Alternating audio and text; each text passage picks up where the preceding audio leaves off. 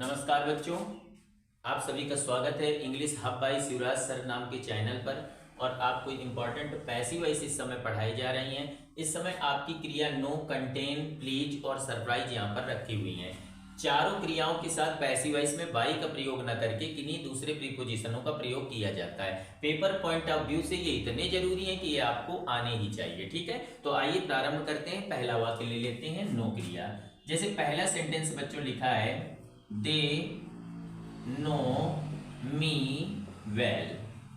यह आपकी क्रिया नो लिखी हुई है। प्रेजेंट इंडेफिनिट टेंस का वाक्य है, आपको इसकी पैसिव वॉइस बनानी है। प्रेजेंट इंडेफिनिट टेंस का वाक्य इसलिए कह रहा हूं क्योंकि नो क्रिया पहली अवस्था पर है और कर्ता बहुवचन होने की वजह से इस नो क्रिया में यस या यस का प्रयोग नहीं किया गया है। आपका कर्म यहाँ पर मी बन रहा है और बच्चों मी का हो जाता है आई, और प्रेजेंट इंडेफिनिट की passive voice present continuous tense में बनती है, इसलिए आई के साथ आपको यहाँ पर एम सहायक क्रिया लगा देना है। इसके बाद इसकी मुख्य क्रिया आपको लिखनी है। इसकी मुख्य क्रिया है के एन ओ डब्ल्यू, एन लगा दीजिए। इसके बाद में आपको बाई नहीं लगाना है, ये ध्यान रखना है। नो के साथ बाई का प्रयोग मत करिएगा पैसिव वॉइस में, आपको यहाँ पर टू लगाना है। यानी यहाँ पर हम बाई लगाते थे, वहां पर नो के साथ क्या लगाना है, टू। और दे अपने ऑब्जेक्टिव केस में आकर के देम हो जाएगा और लास्ट में वेल का क्या लिख दिया जाएगा, वेल। इस तरह से इसकी पैसिव वॉइस बताई जाती है। ठीक है, दूसरी पैसिव वॉइस देख लीजिए।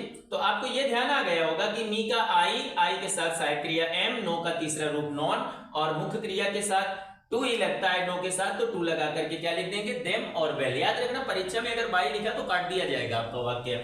दूसरा है कंटेन, मतलब भरा होना, किसी चीज से भरा होना। जैसे दिस पार्ट, क्या लिखा हुआ है, this part contains, this part contains butter. क्या लिखा हुआ है, दिस पार्ट कंटेन्स बटर। आपके वाक्य की मुख्य क्रिया में यस या यस लगा हुआ है। आपका ये वाक्य भी इज एम आर से ही बनेगा।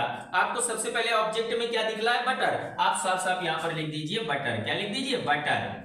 अब चूंकि बटर के साथ सहायक क्रिया की बात की जाए तो प्रेजेंट कंटीन्यूअस में इज लगेगी सहायक क्रिया इसके साथ। कंटेंट का तीसरा रूप आपको मालूम है, कंटेंट। क्या हो जाता है, कंटेंट। अब आपसे यह कह रहा हूं कि अब यहां पर आप बाई लगाते तो बाई नहीं लगेगा कंटेंट के साथ। कंटेंट के साथ निश्चित प्रीपोजिशन इन लगता है और लास्ट में लिख दिया जाता है दिस पार्ट। कुछ इस तरह से इसे बनाया जाता है। ठीक है, तो आपकी दो क्रियाएं हो गई, तो नो हो गई और कंटेन हो गई, जानना हो गई और भरा होना हो गई। अब बच्चे प्लीज, किसी को प्रसन्न करना। जैसे आपका सेंटेंस लिखा हुआ है कि दे प्लीज्ड मी। अब यहां पर प्लीज क्रिया का दूसरा रूप लगा है, क्योंकि प्लीज ना लिख करके प्लीज्ड लिखा गया है। आपका ये वाक्य पास्ट इंडेफिनिट में पैसिव वॉइस इसकी वाज वेयर से बनेगी। मी आपका आई हो जाएगा। क्या हो जाएगा, आई। आई के साथ सहायक क्रिया वाज हो जाएगी। प्लीज्ड क्रिया का तीसरा रूप प्लीज्ड ही होता है और इसके साथ निश्चित प्रीपोजिशन आपको याद रखना है, विथ का प्रयोग करेंगे। किसका प्रयोग करेंगे, विथ। और दे का क्या हो जाएगा, देम। तो इस तरह से आपकी तीन क्रियाएं हो गई। अब चौथी क्रिया बच रही है आपकी सरप्राइज। आप जानते हैं कि सरप्राइज के साथ भी निश्चित प्रीपोजिशन एट का प्रयोग होता है। किसका प्रयोग होता है, एट का। तो देखिए, मैं आपके सामने ही सरप्राइज का एक उदाहरण लिखकर बता रहा हूं। ठीक है, तो सरप्राइज का वाक्य देखिए जरा, कैसा वाक्य होगा, दे सरप्राइज्ड मी। दे सरप्राइज्ड मी, उन्होंने मुझे चकित कर दिया।